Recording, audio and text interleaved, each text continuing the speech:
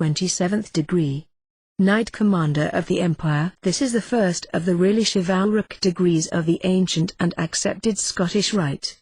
It occupies this place in the calendar of the degrees between the 26th and the last of the philosophical degrees, in order, by breaking the continuity of these, to relieve what might otherwise become wearisome, and also to remind that, while engaged with the speculations and abstractions of philosophy and creeds, the Mason is also to continue engaged in active duties of this great warfare of life.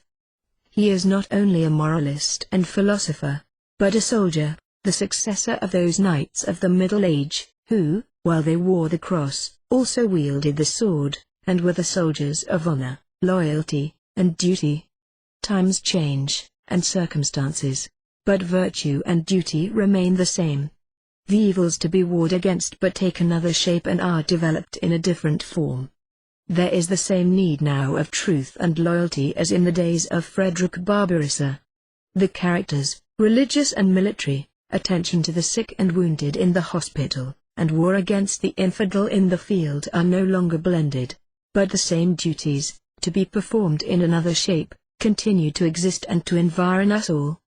The innocent virgin is no longer at the mercy of the brutal baron or licentious men-at-arms, but purity and innocence still need protectors.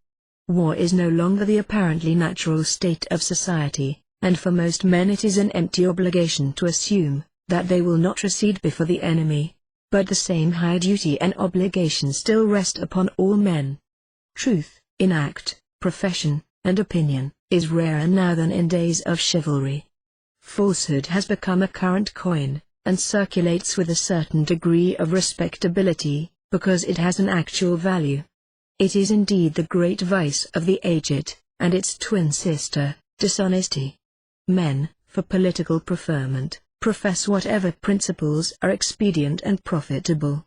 At the bar, in the pulpit, and in the halls of legislation, men argue against their own convictions, and, with what they term logic, prove to the satisfaction of others that which they do not themselves believe. Insincerity and duplicity are valuable to their possessors, like estates in stocks that yield a certain revenue, and it is no longer the truth of an opinion or a principle, but the net profit that may be realized from it, which is the measure of its value. The press is the great sower of falsehood. To slander a political antagonist, to misrepresent all that he says, and, if that be impossible, to invent for him what he does not say, to put in circulation whatever baseless calumnies against him are necessary to defeat him. These are habits so common as to have ceased to notice or comment, much less surprise or disgust. There was a time when a knight would die rather than utter a lie or break his knightly word. The Knight Commander of the Temple revives the old knightly spirit, and devotes himself to the knightly worship of truth.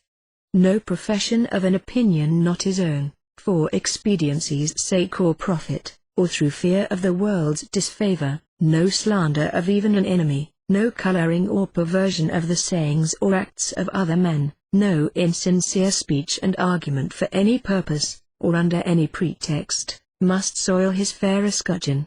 Out of the chapter, as well as in it, he must speak the truth, and all the truth, no more and no less, or else speak not at all.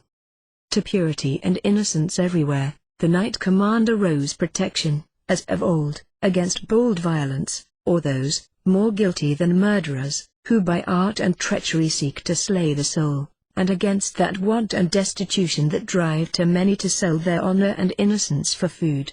In no age of the world has man had better opportunity than now to display those lofty virtues and that noble heroism that so distinguished the three great military and religious orders, in their youth, before they became corrupt and vitiated by prosperity and power.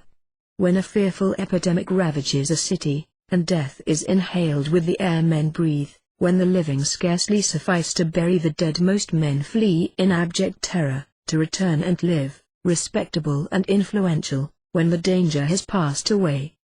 But the old knightly spirit of devotion and disinterestedness and contempt of death still lives, and is not extinct in the human heart.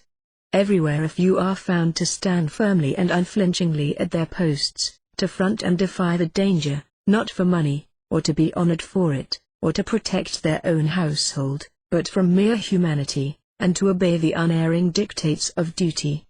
They nurse the sick, breathing the pestilential atmosphere of the hospital. They explore the abodes of want and misery. With the gentleness of woman, they soften the pains of the dying, and feed the lamp of life in the convalescent. They perform the last sad offices the dead, and they seek no other reward than the approval their own consciences.